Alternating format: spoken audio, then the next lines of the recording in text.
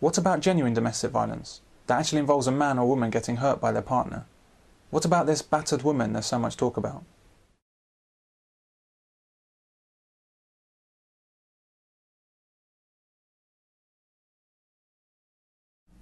The mythical battered woman.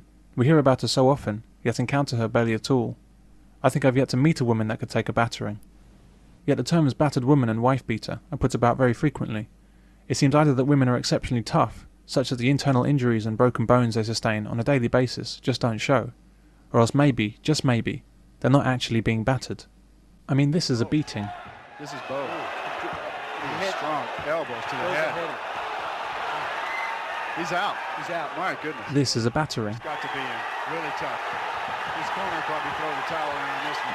It's over. If poor women are enduring this every day at the hands of some evil husband or boyfriend, then hats off to them. They're tougher than any man I've ever seen or heard of. And according to this scaremongering campaign from Amnesty that we've been treated to on the London Underground, apparently these battered women are so tough that all it takes is a bit of makeup to cover up all that damage. How tough is that? Remarkable. My guess is that the words beaten and battered have very different meanings to hysterical females compared with rational people. In Britain and the US, it's been thought that the batterings that these women receive leads to something called battered woman syndrome. The idea was first proposed by Lenore Walker, a feminist psychologist.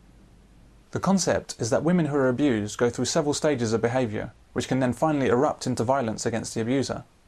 This eruption of violence from the woman is not a reaction in self-defence, but is a well-planned, lethal assault. In any other context, this is called premeditated murder, but not so with domestic violence. QC Helena Kennedy, MP Harriet Harman and others have tried to argue that there is some vital qualitative difference between females murdering males and vice versa. Kennedy argues that women experience The argument in essence is that women kill for a good reason, whereas men kill because they're evil. This sort of twisted thinking is typical of women in our society. Women want to be treated the same as men, only until they see some advantage in claiming difference.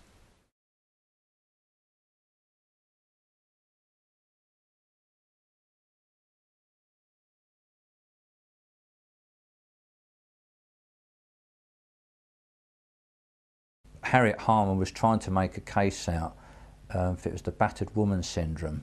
I think a woman wrote back in 1979 this thesis on a battered woman syndrome, which stated there was a cycle of abuse that went on, and then at a certain point when she couldn't take any more, she didn't snap and kill her husband, she would wait till he was asleep and then she'd kill him.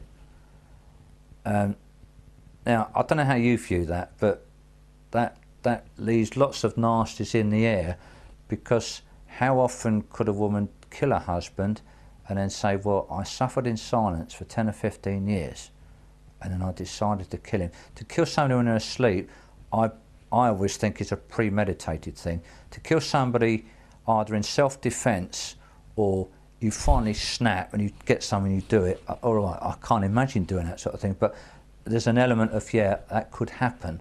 Well, what Harriet Harman was trying to do was to say that women that killed men in their sleep certainly wouldn't be murder, and it might not even be manslaughter. Whereas if a man, because this was a male thing, okay, if he snapped and killed his wife, yes, that's murder. Where a man had snapped, they would take that partial defence away from him. So they'd put it in place for a woman that had bumped a bloke off in his sleep, but they would take the man having a final snap, they would actually remove that from him. So for men that would mean more likelihood of conviction? Oh, absolutely, yeah, that's the whole idea of it, yeah. Man convicted, woman let off. That's Harriet Harman's thinking. She don't like you, I can tell you. It would actually give women licence to murder men. You can't have a partial defence to murder that actually says a woman can kill a man, claiming that she's had years of domestic violence and claiming that she had to do it in the middle of the night when he was asleep. That to me is murder. Poor innocent women are driven to the end of their tether by hateful, abusive men. I don't even want to smell that stuff cooking.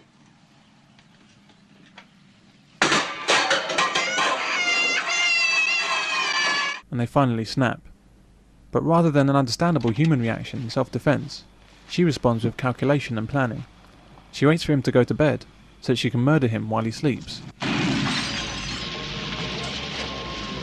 These murdering women are said to go through a stage of learned helplessness. They've become so demoralised by the violence of their husband or partner that they sink into a state of psychological paralysis and become unable to take any effective action to leave an abusive relationship. She can't pick up the phone and leverage the full weight of the state against her abuser, which most women could do.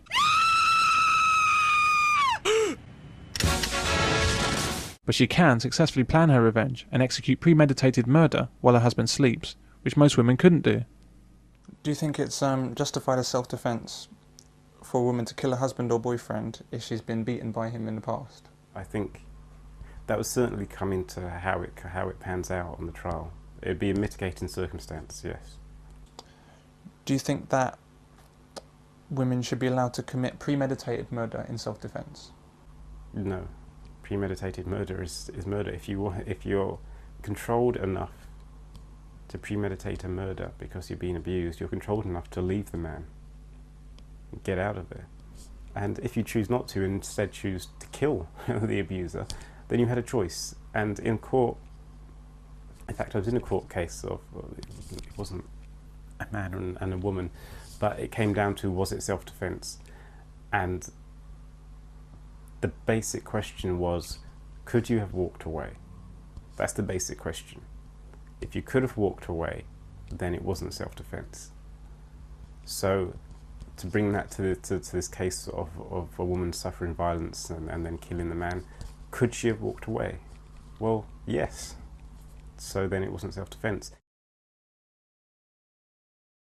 If a woman or a man, because let's switch around here, there are lots of men in abusive relationships. If it's easier, or rather if it's easier in your mind to kill him than to leave him, there is something fundamentally wrong with you, not with him. That's an awful reason to justify murder. You can be locked in mentally. When you've been abused for a long period of time, you can feel you have no other choice. You can feel that there's nothing you can do. However, women or men in those situations will not be able to think about getting somebody in to kill them, because they would be so locked in, they'll have no options open to them whatsoever. They're completely locked in. There's nothing they can do. If they're free enough and they're strong enough in their mind to come up with ways of killing that man, they're free and strong enough in their mind to come up with ways of leaving that man. It's ridiculous. You also have to beg the question that given that you've got refuges all over the country and you've got helplines out for women all over the place and you've got police stuff, anything you want to look at, it's help is this way, why does she not access that help? The concept of the battered woman has been effectively demolished by numerous studies that have been carried out according to the recognised rules of research, as opposed to feminist invention. The single most damning fact about battered woman syndrome is that basic scientific method wasn't followed. The simple rules of science that you learn in your first days of secondary school. Inexplicably, the responses of subjects were never recorded, so there's no way for anyone else to verify the study's data.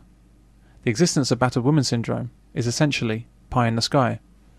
Yet it's been used to deny justice to murdered men and dress up vengeful women as victims.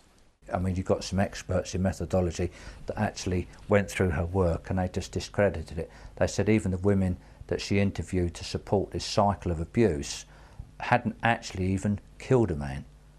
Of course, some women are genuinely beaten, sometimes to death, and so are men, and so are children. But have you ever heard of a battered child syndrome, or a battered man syndrome?